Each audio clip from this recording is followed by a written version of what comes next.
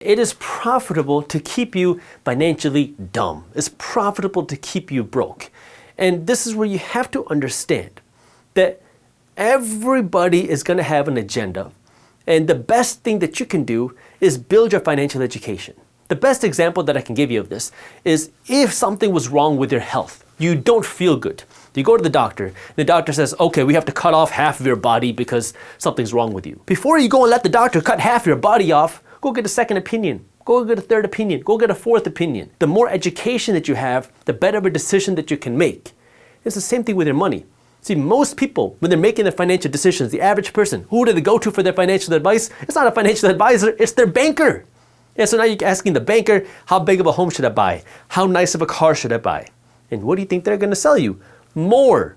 The more money you borrow, the more money they make. Now, even when it comes to a financial advisor, even if you use a financial advisor, which that's fine, you want to make sure you're at least financially educated enough to make sure that they're on the same page as you, that you have at least a base level of financial education so you can make sure that they're doing things in alignment with your own goals. And even when it comes to the government, you got to be a little cautious here to make sure that you're not relying on somebody else, even the government, which, look, I want to hope and pray that they have all of our interests in heart. But at the same time, you want to make sure you're looking out for yourself and your family or community more than everybody else. What do I mean? Well, just take something like student loans. Everybody talks about how student loans are this huge crisis. It's this huge issue for young people. Millennials can't buy homes or they can't buy cars because of student loans, and that it's making it hard for young people to start investing their money and build wealth. Well, at the same time, the government is saying this, they also have student loans as their number one largest asset on their balance sheet. So when you look at this now, the United States government talks about how student loans are such a bad thing, but at the same time, these student loans are their largest asset. It is the number one largest asset by a long shot on their balance sheet, and that's what allows the government to continue spending the way that they do, is because they have this huge asset on their balance sheet that they can essentially borrow money against. That way they can continue spending their money like crazy. So what does this mean? Everybody has an agenda. Maybe you can't change the system, but you can change how you respond to it. Maybe you can't change how the world works, but you can change how you understand that the world works. That way you can win in this economic system. Because now at the end of the day, it's like arguing that gravity is there. Listen, gravity is here. Now you can either fight it, be upset about it, or learn that gravity is here and understand how you can win in a world with gravity. What I want you to understand is this is our economic system. Now you can use it to win and live a better life financially, or you can use it to complain and be the person that makes everybody else rich. And this now goes to your own financial responsibility of understanding that you got to take care of your own money, because nobody else is going to do that for you. Your boss isn't going to do it. Your government's not going to do it, and your mom's not going to do it for you either. I mean, maybe she will, but I don't think she will.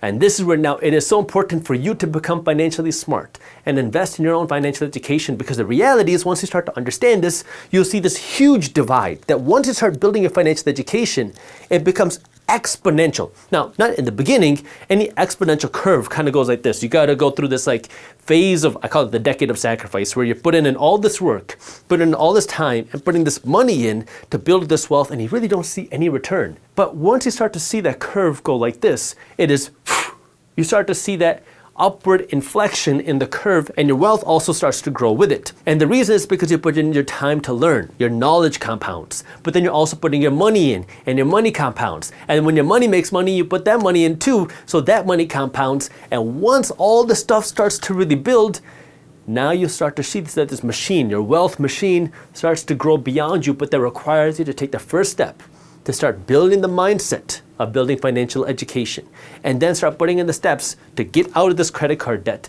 to stop making your banker rich, and then to start using your money to start investing. Then you start to work to earn more money, so you have more money to invest, and you put in the sacrifice of living below your means, so you have more money to invest, and you work to accumulate more assets, whether it's stocks, whether it's real estate, but you start to accumulate these assets. In the beginning, you don't see much change in your lifestyle. You don't really see much change in anything, even in your wealth, because you're just getting started. But you stick with it year after year after year after year after year. And after that decade, this is when you start to see that change. Now, what you'll see is this is a lifetime gain. Being financially fit is a lifestyle. It's not something you do for 6 months. It's not something you do for 10 years. It's something you do for a lifestyle. But the more you stick with it, the easier it becomes, and the more you do it, the more it compounds. And this is where understanding that this is something that you have to commit to if you want to be able to live a life that most people dream of. Because if you want to be wealthy, if you want to be able to buy the nice things without worrying about the money, you're going to have to put in that sacrifice that most people are not willing to do. See, it's easy to go out and buy a BMW. It's easy to go out and buy a Rolex. Anybody will give you financing to buy these things. So it's easy to look like you're rich. But if you want to walk into the Rolex store, you want to walk into the BMW dealership, you want to find a $70,000 car, buy it cash, and then not really make any difference into your lifestyle because it was just a second thought, well, in order for you to get to that point, you're going to have to put in that sacrifice today. That way you can have all the nice stuff without worrying about the price. Now, once you get there, sure, go out and make Rolex rich. Sure, go out and make BMW rich. But the nice thing now is you're making them rich, but it's not at the cost of you being rich. You already made yourself rich, and now your assets can continue paying and funding for your lifestyle.